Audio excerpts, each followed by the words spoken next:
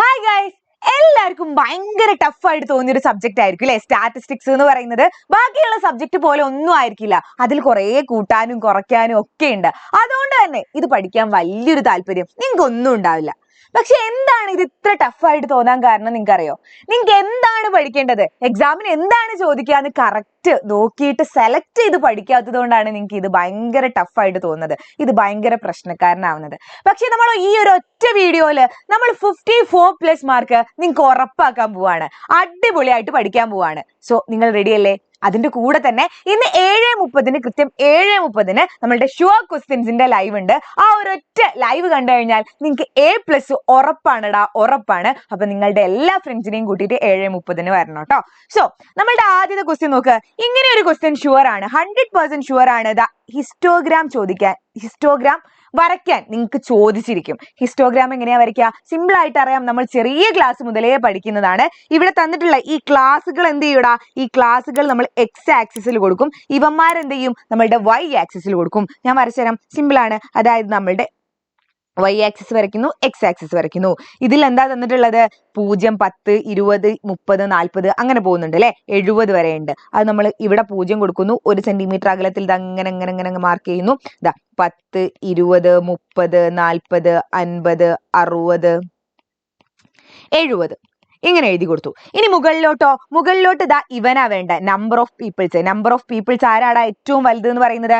Number of പീപ്പിൾസിലെ ഏറ്റവും വലിയവൻ എന്ന് പറയുന്നത് 6 ആണ്. അപ്പൊ 6 വരെ നമ്മളുടെ എവിടെ വേണം? വൈ ആക്സിസിൽ വേണം. ഇവിടെ ഇതുപോലെ തന്നെ 1 സെന്റിമീറ്റർ അകലത്തിൽ ഇങ്ങനെ ഇങ്ങനെ മാർക്ക് ചെയ്യുന്നു. 1, 2, 3, 4, 5 and 6. ഓക്കെ, ഇങ്ങനെ മാർക്ക് ചെയ്യുന്നു. സോ ഞാൻ ആദ്യത്തെ 2 എണ്ണം വരച്ചിരും, ബാക്കി നിങ്ങൾ വരയ്ക്കണം കേട്ടോ. ദെൻ നോക്ക്, 0 to 10 വരെ 5 ആണ്. നോക്ക്, 0 to 10 വരെ എന്താണ്? 5 ആണ്. അപ്പൊ നമ്മൾ എന്ത് ചെയ്യും? 0 to 10 വരെ 5ൽ എന്ത് ചെയ്യും? ഇങ്ങനെ ഒരു ബോക്സ് വരയ്ക്കും. സിമ്പിൾ കാര്യം. ഇനി അടുത്തത് നോക്ക്, 10 to 20 വരെ 4 ആണ്. അപ്പൊ നമ്മൾ എന്ത് ചെയ്യും? 10 to 20 വരെ 4ൽ നോക്ക്,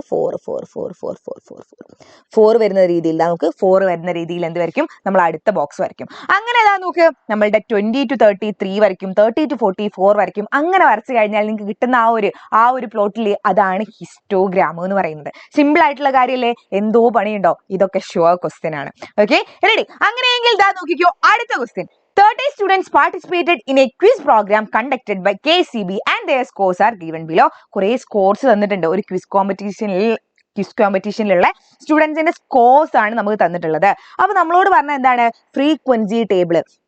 ഈ ക്വിസ് കോമ്പറ്റീഷനിൽ കിട്ടിയ സ്കോർസ് യൂസ് ചെയ്തിട്ട് നമ്മളോട് എന്താണ്? ഫ്രീക്വൻസി ടേബിൾ അല്ലെങ്കിൽ ആവൃത്തി പട്ടിക തയ്യാറാക്കാനാണ് നിങ്ങളോട് പറഞ്ഞിട്ടുള്ളത്. എങ്ങനെയാണെന്നറിയോ? ഇതും സിമ്പിൾ ആയിട്ടുള്ള കാര്യമാണ്. നോക്ക്, ഇത് ജസ്റ്റ് ഞാൻ ഇങ്ങോട്ട് എടുത്ത് എഴുതിയിട്ടുണ്ട്. നമ്മൾ എന്ത് ചെയ്യും? നമ്മളുടെ ടേബിൾ വരയ്ക്കും. ആരൊക്കെയാണ് ടേബിളിൽ വേണ്ടത്? ടേബിളിൽ വേണ്ട 3 കോളംസ് ആണ് നമ്മളുടെ ടേബിളിൽ വേണ്ടത്. 1,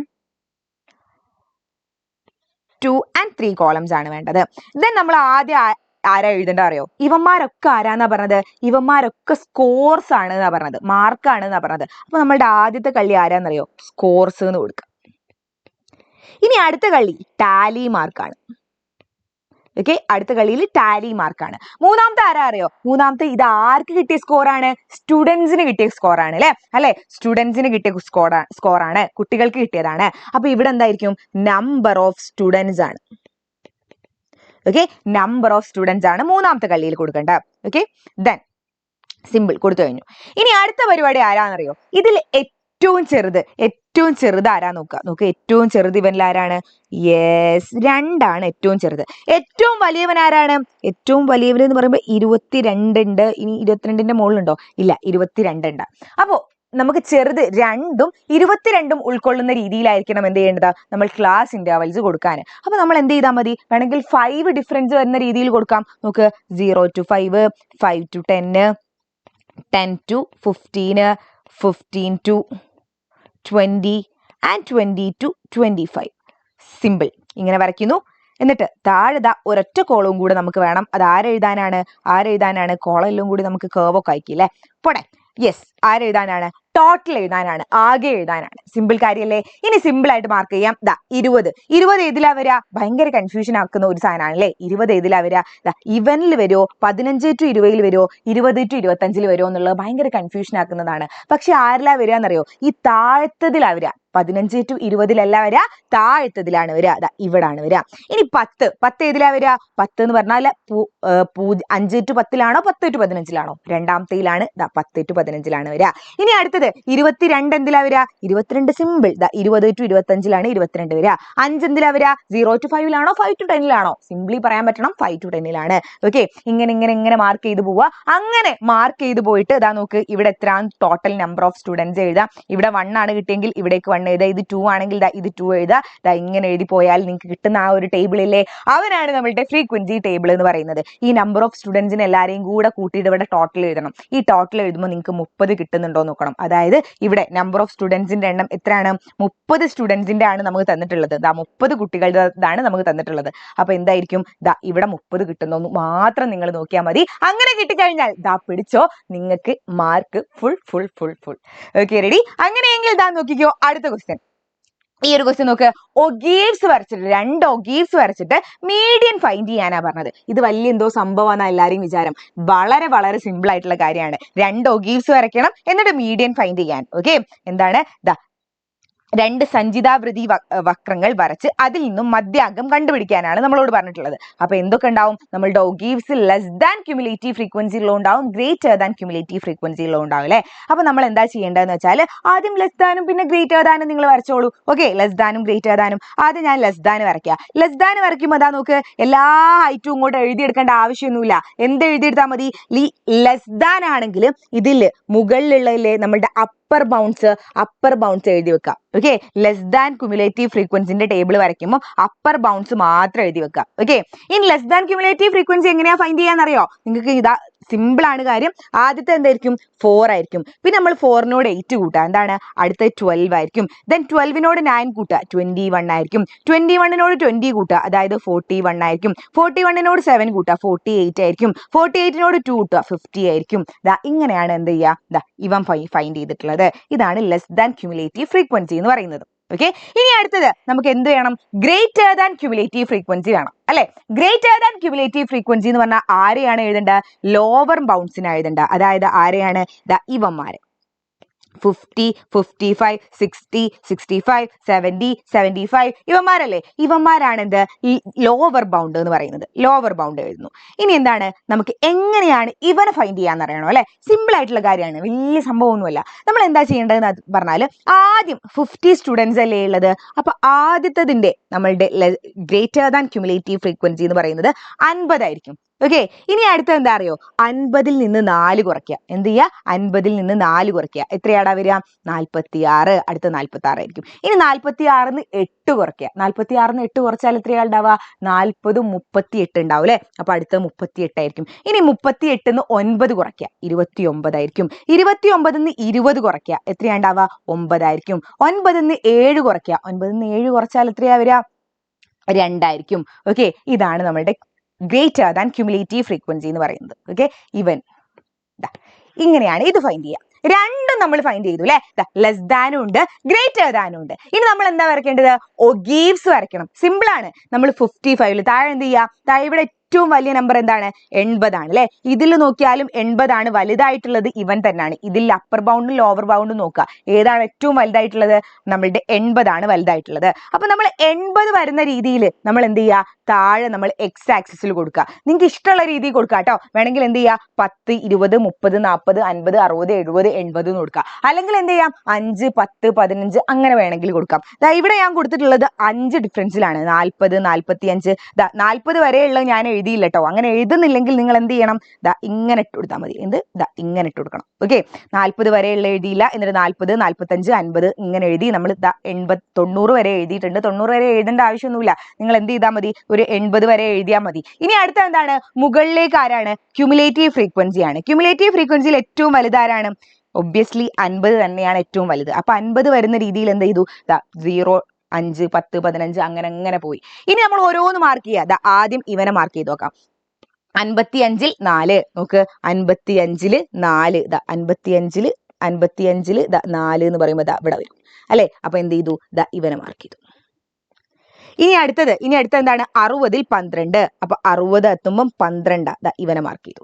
ഇനി അടുത്തത് 65ൽ 21. 65ൽ 21.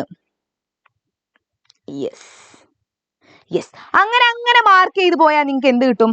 അങ്ങനെ ഒരു ഒഗീവ് കിട്ടും. ഓക്കെ, ലെസ് ദാൻ ഒഗീവ് കിട്ടും. ഇനി ഗ്രേറ്റർ ദാൻ ഒഗീവ് എങ്ങനെയാ കാണാ? ഇതുപോലെ തന്നെ നിങ്ങൾ മാർക്ക് ചെയ്തു 50-ൽ 50.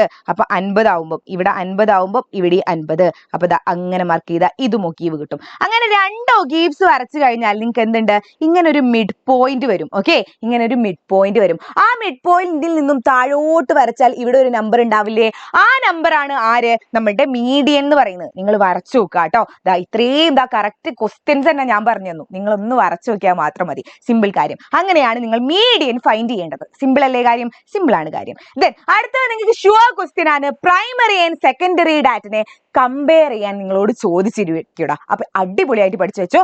പ്രൈമറിയും സെക്കൻഡറി ഡാറ്റയും, അതായത് പ്രാഥമിക ഡാറ്റയും ദ്വിതീയ ഡാറ്റയും നിങ്ങളോട് കമ്പയർ ചെയ്യാൻ ചോദിക്കും. അപ്പൊ പ്രൈമറിയും സെക്കൻഡറിയും ആലോചിക്കുമ്പോൾ തന്നെ നിങ്ങൾക്ക് മനസ്സിലേക്ക് വരേണ്ട എന്താ അറിയോ? പ്രൈമറി എന്ന് പറഞ്ഞാൽ ഒറിജിനൽ ആണ്. ഓക്കെ, ഒറിജിനൽ ആണ്. മറ്റെന്താണ്? ഡ്യൂപ്ലിക്കേറ്റ് ആണോടാ? ഡ്യൂപ്ലിക്കേറ്റ്. അതായത് പ്രൈമറി എന്ന് പറഞ്ഞാലും നമ്മൾ കഷ്ടപ്പെട്ട് ഓരോ സ്ഥലത്തു നിന്നും ഡാറ്റ കളക്ട് ചെയ്ത് ഉണ്ടാക്കുന്നതാണ് പ്രൈമറി. സെക്കൻഡറി എന്ന് പറഞ്ഞാലോ ആരോ കളക്ട് ചെയ്ത ഡാറ്റ നമ്മൾ എന്ത് ചെയ്യുന്നു? വെറുതെ അങ്ങ് എടുത്തിടുന്നു. അവനാണ് എന്ത്? സെക്കൻഡറി എന്ന് പറയുന്നത്. അപ്പൊ പ്രൈമറിയും സെക്കൻഡറി ഡാറ്റയും കമ്പയർ ചെയ്യാൻ ചോദിക്കും. എന്താണ്? ഒന്നാമത്തത് it is original in nature, it is not original in nature. ഇനി അടുത്തത് it is in the form of raw material. അതായത് 10 ആൾക്കാരുടെ ഡാറ്റ കളക്ട് ചെയ്തിട്ടുണ്ടെങ്കിൽ അത് ചിലപ്പോൾ 10 പേപ്പറിലായിരിക്കും, അതൊരു റോ മെറ്റീരിയൽ ഫോമിലായിരിക്കും. ഇതെന്താണ്? ഇറ്റ് ഈസ് ഫിനിഷ്ഡ് പ്രൊഡക്റ്റിന്റെ രൂപത്തിലായിരിക്കും. അതായത് ഇത് കറക്റ്റ് നമുക്ക് ടാബുലേറ്റ് ചെയ്തിട്ട് കറക്റ്റ് ഡയഗ്രാംസ് ഒക്കെ വരച്ച് കറക്റ്റ് ആക്കി വെച്ചിട്ടുള്ള ഒരു ഡാറ്റ ആയിരിക്കും എന്ത്? Secondary data. ആരോ ചെയ്തു വെച്ചതല്ലേ? സിമ്പിൾ കാര്യം. ഇനി അടുത്തത് collection involves more money and time. അതായത് നമ്മളുടെ പ്രൈമറി ഡാറ്റ കളക്ട് ചെയ്യണമെങ്കിൽ എന്ത് ചെയ്യണം? ഒരുപാട് മണി ആൻഡ് ടൈം ആവശ്യമാണ് അല്ലെ? പൈസയും സമയവും ഒക്കെ ആവശ്യമാണ്. നമ്മൾ ഓരോ സ്ഥലത്തും പോയി ഡാറ്റ കളക്ട് ചെയ്യേണ്ടേ. അപ്പൊ ഒരുപാട് പൈസയുമാണ്, മണി ആൻഡ് ടൈം ആവശ്യമാണ്. ഇതിൽ എന്താണ്? നമ്മൾ ജസ്റ്റ് അതൊന്നും എടുത്തു കൊണ്ടുവന്നാൽ മതി. Less time and money is needed. ഇനി അടുത്തത് trained persons are required for data collection. Data collect ചെയ്യണമെങ്കിൽ ട്രെയിൻഡ് പേഴ്സൺസ് വേണം. ഇവിടെ എന്ത് ചെയ്താൽ മതി? നമ്മൾ ഡാറ്റ കളക്ട് ചെയ്യുമ്പോൾ നമുക്ക് വേണ്ടതാണോ എന്ന് ഒന്ന് ശ്രദ്ധിച്ച് നോക്കിയാൽ മതിയടാ. ഇനി അടുത്തത് പ്രൈമറി ഡാറ്റ ആഫ്റ്റർ യൂസ് എന്താവുന്നുണ്ട്? സെക്കൻഡറി ഡാറ്റ ആവുന്നുണ്ട്. ഇവിടെ സെക്കൻഡറി ഡാറ്റ എന്ത് ചെയ്യുന്നില്ല? ഒരിക്കലും പ്രൈമറി ഡാറ്റ ആവുന്നില്ല. എന്തായാലും പഠിച്ചു വെച്ചോ. കുറച്ചെണ്ണയുള്ളൂ. സിമ്പിൾ ആണ് കാര്യം. അങ്ങനെയെങ്കിൽ നോക്കിക്കോ. അടുത്തത് നിങ്ങൾക്ക് ഇത് തന്നെ ആയിരിക്കില്ല. നിങ്ങൾക്ക് എന്തെങ്കിലും ഒരു സംഭവം തരും, എന്തെങ്കിലും ഇങ്ങനെ 3 കാര്യങ്ങൾ തരും. ഇങ്ങനെ ഈ 3 കാര്യങ്ങൾ തന്നിട്ട് ഇത് വെച്ചിട്ട് ഒരു ടേബിൾ ഉണ്ടാക്കാൻ പറയും. നോക്ക്, draw a blank table to represent the details of students in a +1 class having the following criteria. അപ്പൊ ഇതൊക്കെ ഉൾക്കൊള്ളിച്ചിട്ട് ഒരു ടേബിൾ ഉണ്ടാക്കാൻ പറയും. നിങ്ങൾക്ക് എങ്ങനെ വേണമെങ്കിലും ടേബിൾ ഉണ്ടാക്കാം. അപ്പുറത്തോൻ്റെ കോപ്പി അടിച്ചിട്ട് ഉണ്ടാക്കണം ഒരാവശ്യമില്ല. നിങ്ങൾ എന്ത് ചെയ്താൽ മതി? ഈ ടേബിളിൽ ഇവന്മാരൊക്കെ ഉണ്ടോന്നൊന്ന് നോക്കിയാൽ മതി. അപ്പൊ നോക്ക്, ഞാൻ ഉണ്ടാക്കിയ ടേബിൾ ഇതുപോലെയാണ്. എന്ത് ചെയ്തു? ജെൻഡർ ആദ്യം കൊടുത്തു. ബോയ്, ഗേൾ, ട്രാൻസ്ജെൻഡർ ഉണ്ട്. ഇതിൽ മോഡ് ഓഫ് ട്രാൻസ്പോർട്ടേഷൻ കൊടുത്തു. Bus, own vehicle, auto rickshaw. ബസ്സിൽ എന്തുണ്ട്? മലയാളവും ഹിന്ദിയും ഉള്ളവരുണ്ട്, സെക്കൻഡ് ലാംഗ്വേജ്. ഓൺ വെഹിക്കിളിലും മലയാളവും ഹിന്ദി ഉള്ളവരുണ്ട്. ഓട്ടോറിക്ഷയിലും മലയാളവും ഹിന്ദി ഉള്ളവരുണ്ട്. അപ്പൊ നിങ്ങൾ എന്താ ചെയ്യേണ്ടത്? ഇങ്ങനെ 3 എണ്ണം തന്നാല് ഈ ആദ്യത്തെ എന്ത് ചെയ്യുക? ആദ്യത്തെ ഇങ്ങനെ എഴുതുക. ഓക്കെ, ഇങ്ങനെ എഴുതുക. താഴെ ടോട്ടൽ കൊടുക്കുക. ഓക്കെ, ഇനി ഇവൻ രണ്ടാമത്തെ എന്ത് ചെയ്താ? രണ്ടാമത്തോ മൂന്നാമത്തോ നിങ്ങൾക്ക് ഇഷ്ടമുള്ള എന്ത് ചെയ്യുക? മുകളിൽ കൊടുക്കുക.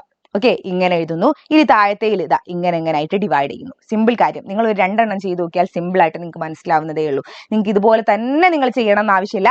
ഇവന്മാരൊക്കെ വേണം അവസാനം ഒരു ടോട്ടലും കൂടെ ഇട്ട് കൊടുക്കണം. അങ്ങനെയെങ്കിൽ നോക്ക്, നിങ്ങൾക്ക് മാർക്ക് കിട്ടി. സിമ്പിൾ ഇത്രയേ ഉള്ളൂ കാര്യം. അങ്ങനെയെങ്കിൽ നോക്കിക്കോ. അടുത്തത് നിങ്ങളോട് എന്തായാലും ചോദിക്കും, ഒരു ക്വസ്റ്റ്യനെയർ ഉണ്ടാക്കാൻ. ഷുവർ ക്വസ്റ്റ്യൻ ആണ്. ക്വസ്റ്റ്യനെയർ അല്ലെങ്കിൽ ചോദ്യാവലി ഉണ്ടാക്കാൻ പറയും.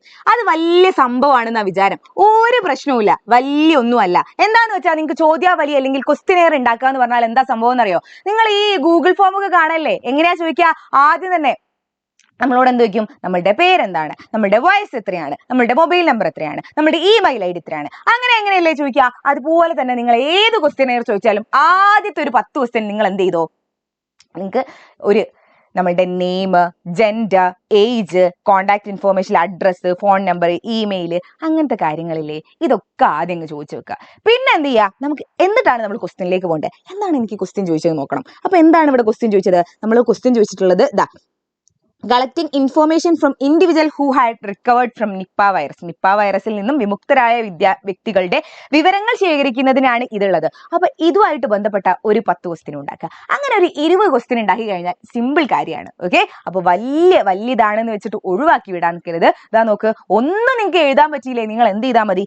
ഇവന്മാരെ തന്നെങ്കിലും എഴുതാം. നെയിമും ഏജും ജെൻഡറും കോണ്ടാക്ട് ഇൻഫോർമേഷൻ എന്ന് കൊടുത്തിട്ട് അഡ്രസ്സ്, ഫോൺ നമ്പർ, ഇമെയിൽ, അങ്ങനെയൊക്കെ അങ്ങ് എഴുതി വെക്കാം. സിമ്പിൾ ആയിട്ടുള്ള കാര്യമല്ലേ? സിമ്പിൾ ആയിട്ടുള്ള കാര്യമാണ്. അങ്ങനെയെങ്കിൽ ഇതാ നോക്കിക്കോ അടുത്തൊരു question. A and B are two events. P of A തന്നിട്ടുണ്ട്, പി ഓഫ് ബി തന്നിട്ടുണ്ട്, P of A and B. P of A and B എന്ന് പറഞ്ഞാൽ എന്താണ്? പി ഓഫ് എ ഇന്റർസെക്ഷൻ ബിയും തന്നിട്ടുണ്ട്. എന്നിട്ട് നമ്മളോട് പറയാണ് P of A given B കാണാൻ. എങ്ങനെയാ കാണാ? എന്തോ വലിയ പ്രശ്നമുള്ള കാര്യമാണോ? അല്ല. P of A given B എന്ന് പറഞ്ഞാൽ എന്താണെന്നറിയോ? P of A intersection B divided by ആരാണോ ഇവിടെ ഉള്ളത് അത് അവൻ്റെത് പി ഓഫ് ബി. ഓക്കെ, ആരാണോ താഴത്തുള്ളത് അവനായിരിക്കും പി ഓഫ് ബി. ഇനിയിപ്പോ നമ്മളോട് ചോദിക്കുകയാണ് P of B given A ചോദിച്ചാൽ നമ്മൾ എന്താ ചെയ്യുക? P of A intersection B divided by P of A ആയിരിക്കും. ആരാണോ താഴെ ഉള്ളത് അവനായിരിക്കും ഇവിടെയും താഴെ വരുന്നത്. ഓക്കെ, എന്നിട്ട് എന്ത് ചെയ്യുക? ഈ ഒരു എന്ത് ചെയ്യുക? ഓരോ വാല്യൂസും ഇതിലേക്ക് സബ്സ്റ്റിറ്റ്യൂട്ട് ചെയ്ത് കൊടുത്താൽ സിമ്പിൾ കാര്യമാണ്, കഴിഞ്ഞ പരിപാടി. ഓക്കെ, ഞാൻ ചെയ്യുന്നില്ല, നിങ്ങൾ ചെയ്ത് നോക്കുക കേട്ടോ. ഇതൊക്കെ നമ്മൾ എന്ത് ചെയ്യും? നമ്മളുടെ ലൈവിൽ ഡിസ്കസ് ചെയ്യും, ഡീറ്റെയിൽ ആയിട്ട് പറയും. മറക്കരുത്, ലൈവിൽ കറക്റ്റ് 7:30 വരണം കേട്ടോ. ഓക്കെ, അടുത്ത ക്വസ്റ്റ്യൻ നോക്ക്. മോർ കൺസിസ്റ്റന്റ് ആരാന്നാ ചോദിച്ചത്. ഇതാ നോക്ക്, 2 price tense to 2 stock X and Y are over 30 days were analyzed. The following result are obtained. എക്സും വൈയും സ്റ്റോക്കിന്റെ മീൻ പ്രൈസും തന്നിട്ടുണ്ട്, അതുപോലെ സ്റ്റാൻഡേർഡ് ഡീവിയേഷൻ തന്നിട്ടുണ്ട്. അങ്ങനെയെങ്കിൽ നമ്മളോട് ഇതിൽ ആരാണ് മോർ കൺസിസ്റ്റന്റ് എന്നാണ് ചോദിച്ചത്. അപ്പൊ നമ്മൾ എന്താ ചെയ്യേണ്ട അറിയോ? നമ്മൾ നമ്മളുടെ കോഎഫിഷ്യന്റ് ഓഫ് വേരിയൻസ് ആണ് കാണേണ്ടത്. ഓക്കെ, കോഎഫിഷ്യന്റ് ഓഫ് വേരിയേഷൻ, അതായത് സി വി ആണ് നമ്മൾ കാണേണ്ടത്. സി വി ഓഫ് എക്സും കാണണം, സി വി ഓഫ് വൈയും കാണണം. ഓക്കെ, എക്സ് എന്ന് പറഞ്ഞ സ്റ്റോക്കിന്റെ സി വിയും കാണണം, വൈ എന്ന സ്റ്റോക്കിന്റെ സി വിയും കാണണം. ഏതിനാണോ കൂടുതൽ സി വി ഉള്ളത് അവനായിരിക്കും ലെസ് കൺസിസ്റ്റന്റ്, കൺസിസ്റ്റൻസി കുറവായിരിക്കും. ഓക്കെ, സ്ഥിരത എന്താണ്? കുറവായിരിക്കും. ഓക്കെ, സി വി കൂടിയവന് സ്ഥിരത കുറവായിരിക്കും, കൺസിസ്റ്റൻസി കുറവായിരിക്കും. സി വി കുറഞ്ഞവന് എന്തായിരിക്കും? കൺസിസ്റ്റൻസി കൂടുതലായിരിക്കും. സി വിയും കൺസിസ്റ്റൻസി എന്താണ്? ഇൻവേഴ്സ്ലി പ്രപ്പോർഷണൽ ആണ് കേട്ടോ. ഒന്ന് കുറഞ്ഞാൽ ഒന്ന് കൂടും. അപ്പൊ നമ്മൾ എന്ത് ചെയ്യുക? സി വി ഓഫ് എക്സും സി വി ഓഫ് വൈയും കാണാം. ഇനി എങ്ങനെയാണ് C V of X and C V of Y കാണാ? സിമ്പിൾ ആണ്. സി വി ഓഫ് ഒരു സാധനം എന്ന് പറയുന്നത്, ഇനിയിപ്പോ സി വി ഓഫ് എക്സ് ആണെങ്കിൽ എന്താണ്? Sigma by X bar into 100. Sigma എന്ന് പറഞ്ഞാൽ എന്താണ്? Standard deviation. എക്സ് ബാർ എന്ന് പറഞ്ഞാൽ എന്താണ്?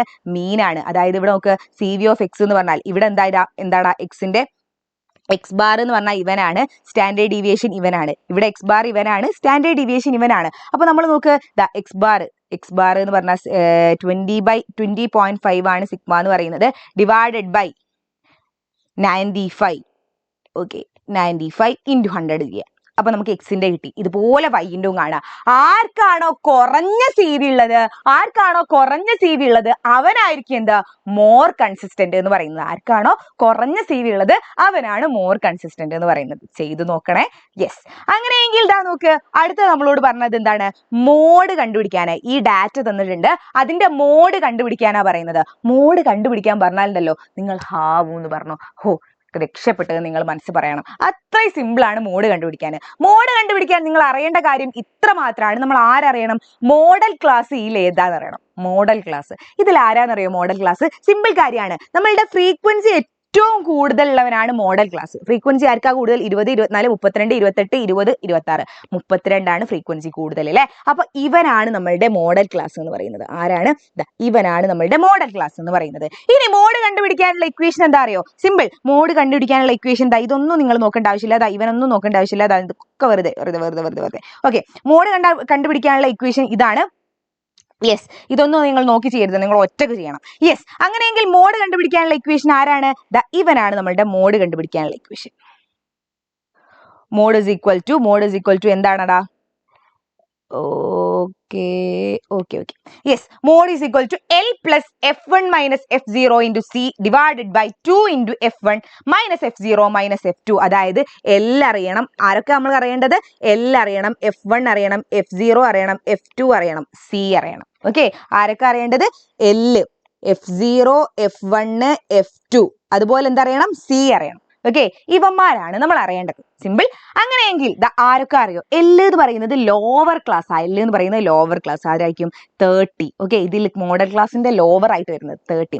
F0, F1, F2 ആരാ അറിയോ? സിമ്പിൾ ആണ് കാര്യം. ഇവനാണ് F0. മോഡൽ ക്ലാസിന്റെ അപ്പുറത്തുള്ള F0. മോഡൽ ക്ലാസ് F1 ആണ്.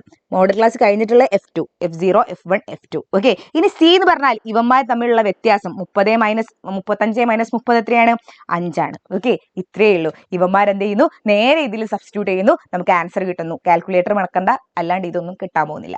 Okay, ready? സോ ഇത്ര മാത്രം നിങ്ങൾ പഠിച്ചു കഴിഞ്ഞാൽ നിങ്ങൾ ഉറപ്പിച്ചോ നിങ്ങൾക്ക് അടിപൊളി ഒരു മാർക്ക് തന്നെ നിങ്ങൾക്ക് സ്കോർ ചെയ്യാൻ പറ്റും. അടിപൊളിയായിട്ട് പഠിക്കണം. ഇത് മറക്കരുത്. അതിന്റെ കൂടെ തന്നെ നിങ്ങൾക്ക് A+ വേണ്ടടാ, A+ വേണമെങ്കിൽ ഇന്ന് കൃത്യം 7:30 ഞാനും ഷാമിൽ സാറും വരുന്നുണ്ട്. നിങ്ങളുടെ ഫ്രണ്ട്സിനൊക്കെ കൂട്ടി വരിക. നമ്മൾ ബേസ് മുതൽ തന്നെ പഠിച്ചു തുടങ്ങും. എല്ലാ ക്വസ്റ്റ്യൻസും അവിടെ ഡിസ്കസ് ചെയ്യും. കുറഞ്ഞ സമയം കൊണ്ടടാ നാളത്തെ എക്സാം നമ്മൾ പൊടി പൂരാക്കാൻ പോവാണ്. അപ്പൊ മറക്കണ്ട, കൃത്യം 7:30. അപ്പൊ അടിപൊളിയായിട്ട് ഇത് പഠിച്ചോ, അടിപൊളിയായിട്ട് നോട്ട് ചെയ്തോ, ഫ്രണ്ട്സിനൊക്കെ ഷെയർ ചെയ്ത് കൊടുത്തോ. ബൈ.